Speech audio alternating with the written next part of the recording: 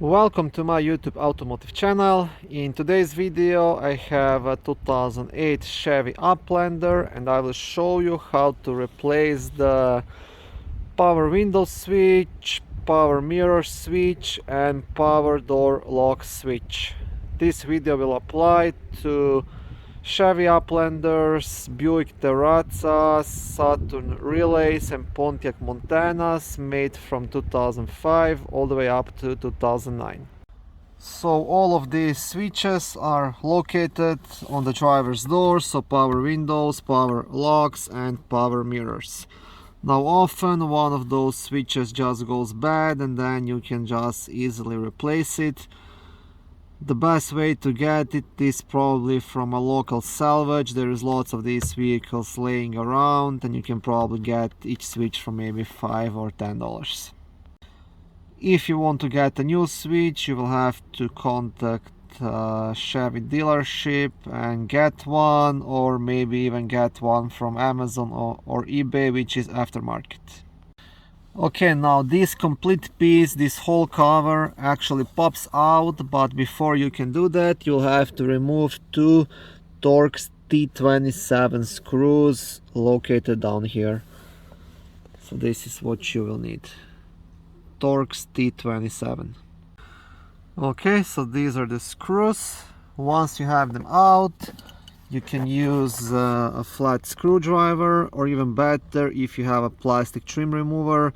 That way you won't do any damage to the door, but this goes quite easily, so just pry it underneath and you want to pop this out all around. And once you have it a bit out, you can just lift it up with your hands. And now the only thing to do is unplug each of the switches.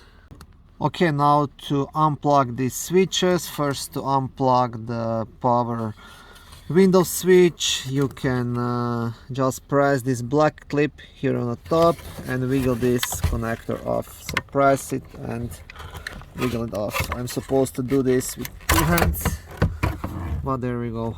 So there is a clip just here on top. Okay, now for the power door lock switch, you just have to pry it underneath here, you see, and leave this part up and then pull the connector out with your other hand. And I have to use both of my hands to disconnect it, but this is the idea.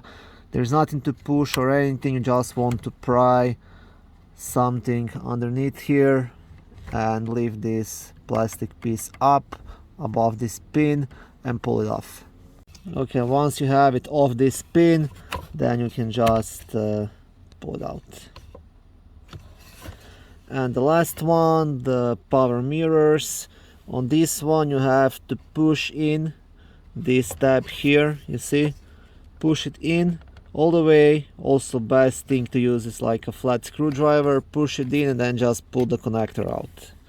Again, I'll have to use both of my hands to do this. Okay, so I will show you now once I pull it out.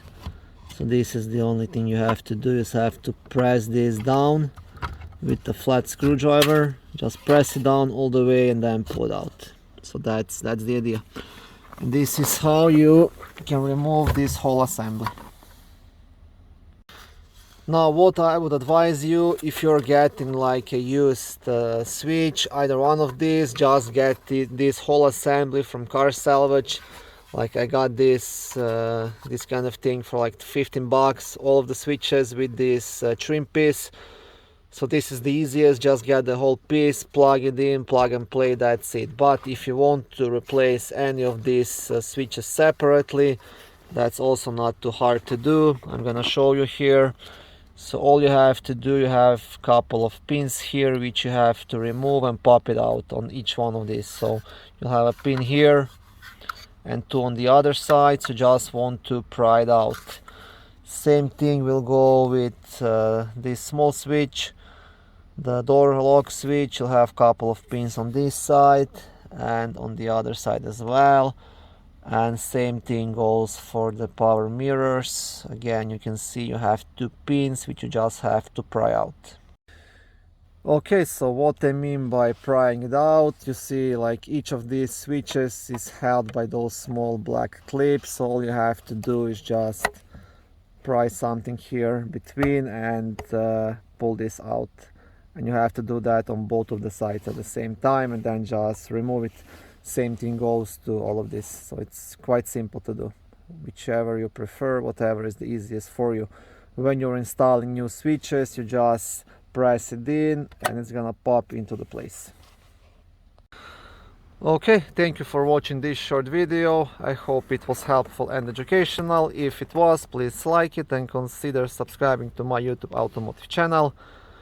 On my channel there is lots of how-to videos, do-it-yourself videos, car reviews, product reviews and other similar automotive topics.